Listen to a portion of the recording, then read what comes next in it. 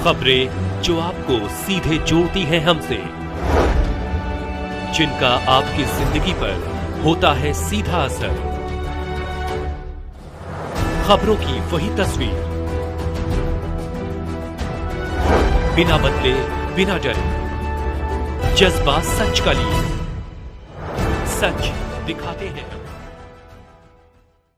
बलिया में सपा नेता अनिल राय, जिला प्रवक्ता एवं नगर विधानसभा 361 ने बजट को लेकर खोले पोल। उत्तर प्रदेश जनपद बलिया में समाजवादी पार्टी के नेता अनिल राय, जो बलिया के जिला प्रवक्ता और नगर विधानसभा 361 के नेता हैं, ने हाल ही में बजट को लेकर कई महत्वपूर्ण बिंदुओं पर प्रकाश डाला है। उन्होंने बजट की वास्तविकता को उजागर करते हुए कई सवाल उठाए हैं और सरकार की नीतियों पर हमला बोला है। अनिल राय ने कहा कि बजट में आम आदमी के लिए कुछ भी नहीं है। यह बजट केवल अमीरों और बड़े उद्योगपतियों के लिए है। उन्होंने कहा कि सरकार ने बजट में शिक्षा, स्वास्थ्य और रोजगार जैसे महत्वपूर्ण क्षेत्रों को पूरी तरह से नजरअंदाज कर दिया है। अनिल राय ने आगे कहा कि सरकार की नीतियों के कारण आम आदमी की जिंदगी और भी मुश्किल हो गई है। उन्होंने कहा कि समाजवादी पार्टी आम आदमी के हितों की लड़ाई लड़ती रहेगी और सरकार की गलत नीतियों का विरोध करती रहेगी। ये बताते हुए जो बजट आया है उसके विषय में क्या कहेंगे, और बलिया के लिए मेडिकल कॉलेज के लिए दी जा रही है बहुत जश्न मनाया जा रहा है जगह जगह, क्या कहेंगे आप? देखिए, सबसे पहले आपसे जुड़े दर्शक दीर्घा को प्रणाम करता हूं। मैं अनिल राय, नगर विधानसभा 361 का नेता हूं, समाजवादी पार्टी का प्रवक्ता और जिला उपाध्यक्ष हूं। पहला आपका सवाल है बजट पर। बजट इस बार का ही नहीं, जब जब भारतीय जनता पार्टी अपना दी है तब तक गरीबों, शोषितों, किसानों, व्यापारियों के बारे में कभी चिंतन करने का काम नहीं किया है। यह बजट घुमा फिरा करके व्यापारी, बड़े तबके के जो उनके दोस्त होते हैं, उनको लाभ पहुंचाने वाला बजट है। इससे आम जन को, किसान से लेकर के व्यापारी, गरीब छात्रों, किसी को कोई लाभ मिलने वाला नहीं है। जी, तो जो बलिया में मेडिकल कॉलेज को लेकर स्वीकृति हुआ है 27 हो रहा है, क्या कहेंगे? 27 करोड़ रुपये बजट पास हुआ है, इसको लेकर जगह जगह जश्न लोग मना रहे, कर रहे हैं आज तक कोई नहीं किया है, हमने करके दिखा दिया है। देखिए, मेडिकल कॉलेज का चर्चा 2022 से ही यहाँ चल रहा है। उसके पहले भी हमारे नेता माननीय अखिलेश यादव जी भी मेडिकल कॉलेज के लिए तत्पर थे, चाहते थे कि बलिया में मेडिकल कॉलेज बने। यदि वास्तव में बने तब तो ठीक है, लेकिन जो बजट का उसका रूप आया है कि 27 करोड़ पे, तो मेरा मानना है, कल भी मैं बोला था कि यह 27 करोड़ में तो एक दो भवन नहीं बन सकता है, मेडिकल कॉलेज की छेड़दवाली नहीं पूरी हो सकती है। तो मेडिकल कॉलेज का है, ये एक तरह से बलिया के लोगों को लुभाने और भरमाने का काम है।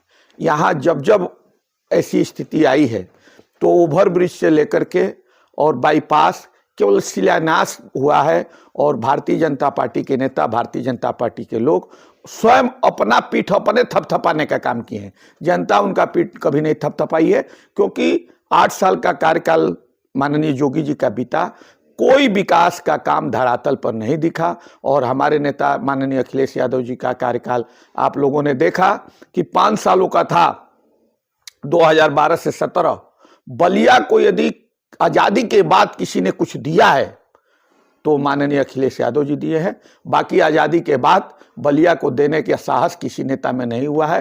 थोड़ा सा काम मैं नमन करता हूं, जगन्नाथ चौधरी जी के कार्यकाल में हुआ था कि रेलवे बड़ी लाइन और ये ओवरब्रिज जो दिखाई दे रहा है, उन्हीं का देन है, और नहर नहीं तो बाकी कोई नेता कभी बलिया के तरफ मुख नहीं किया है। बलिया से लाभ लेने का काम जरूर किए हैं। जब सरकार बनी है तो बलिया के लोगों ने 5-5 विधायक और 2-2, 3-3 मंत्री जरूर देने का काम किए हैं, लेकिन विकास के माने में बलिया हमेशा पीछे रहा है। ये दुर्भाग्य बलिया का है या बलिया में पैदा होने वाले लोग का है कि ऐसे लोगों के हाथ में नेतृत्व दे देते हैं जो बलिया के बारे में चिंतन नहीं करता है। जी, देखेंगे दिल्ली में यही गुलदस्ता से सम्मानित किया जा रहा है, ट्वीट भी किए थे अखिलेश जी, क्या कहेंगे? वो तो बलिया भारतीय जनता पार्टी के लोगों का पुराना पैटर्न है। एक बार इसके पहले भी आया था कि सदन में मिलने के लिए लोकसभा में जब मोदी जी जा रहे हैं उनके कार्यालय पर, तो भारतीय इस जीत के बाद तो एक ही गुलदस्ता से अमित शाह भी दे रहे हैं और एक ही गुलदस्ता से राजनाथ सिंह जी भी दे रहे हैं, एक ही गुलदस्ता से और नेता दे रहे हैं। इधर से सिकोटी हटाता है, उधर से फिर वही गुलदस्ता पकड़ा दिया जाता है। उनका ये पुराना पैटर्न है, ये कोई विषय ही नहीं है। भारतीय जनता पार्टी एक तरह से अब कैसी राजनीति करती है वही लोग जानते हैं। उनका न देश हित में। प्रधानमंत्री का कहना है इस बजट से तमाम लोगों को लाभ होगा, क्या कहेंगे आप? अब उनका चश्मा जो है उस आधार पर वो देख रहे हैं। अब आम जन को तो कोई लाभ इस बजट से नहीं दिखाई दे रहा है। यदि दिखाई दे रहा है तो आप लोग भी एक स्तंभ है, आप ही चर्चा कर दीजिए कि उस पर क्या है, नहीं तो कहिए विस्तार में बैठ करके कोई भारतीय जनता पार्टी का नेता ही बैठ जाए, एक एक चीज पर चर्चा कर ले कि कितना बजट से लाभ दिखाई रहा है आम लोगों को है। बलिया की बात की है तो प्रधानमंत्री का कहना है बलिया का चौमुखी विकास हो रहा है नेतृत्व में। वो होता होगा, बलिया के आम लोग तो कहीं से कुछ नहीं दिख रहे हैं। वही रोड, वही सड़क, वही व्यवस्था। और आज की स्थिति है कि जो रोड थोड़े बने भी हैं तो ये पाइपलाइन पानी जो सरकार घर घर योजना है, पाइप कोड़ करके लोग अच्छे ही रोड पर और पाइप डाल दे रहा है, गड्ढा खोद के छोड़ दे रहे हैं, लोग उसी में गिर जा रहे हैं। कितना विकास है? विकास क्या होगा? हॉस्पिटल की जो व्यवस्था है वो आप लोगों से छिपी नहीं है। उनका ये कहना है आज तक जो भी मंत्री रहे चाहे जो भी रहा, हमने जो शहर के लिए कर दिया कोई नहीं किया है। तो ठीक है, तो माने वो तो 27 काम कर रहे हैं। वो तो 27 में जनता खुदे बता देगी कि कितना काम कब हुआ है और कितना काम हो रहा है। जेल की स्थिति है कि जेल यहाँ से हट गया, अपराधी चले गए, जो लोग थे वो लोग चले, कैदी चले गए आजमगढ़। किसी को मिलने जाना है तो वहां आजमगढ़ जाकर के मिले और जेल के नाम पर एक ईंटा नहीं रखा गया। कितना विकास हुआ है? जो जेल केवल जेल नहीं था, वो बलिया की आजादी की स्मृति का सवाल है। वो मानव के सम्मान से जुड़ा हुआ था, बलिया के सेनानियों के सम्मान से जुड़ा हुआ जेल है, जो आजादी के पहले बना था और 42 से वहां की क्रांति की शुरुआत हुई थी। उस जेल को तुरंत लोग हटा दिए, थोड़ा सा भी चिंतन नहीं किए कि इस जेल का क्या मतलब है। उसके बगल में जगह कहीं ले लिए होते, कहीं दूसरी जगह ले लिए होते, जेल का निर्माण कर दिए होते, जेल का काम शुरू हो जाता, तब हटाए जाते। जिनके घर के आप कैदी होंगे वो उस दर्द को महसूस करते होंगे कि जब माझी से जाकर के आजमगढ़ भेंट करने के लिए जाते होंगे तो कितना दर्द उठाते होंगे, कितना कष्ट उठाते होंगे। मऊ जाकर के मिलते होंगे, बनारस जाकर के मिलते होंगे तो क्या स्थिति आती है। बांदा जेल में लोग भेज दे, वहां भेज देते हैं तो जाकर के मिलते होंगे तो क्या स्थिति होगी।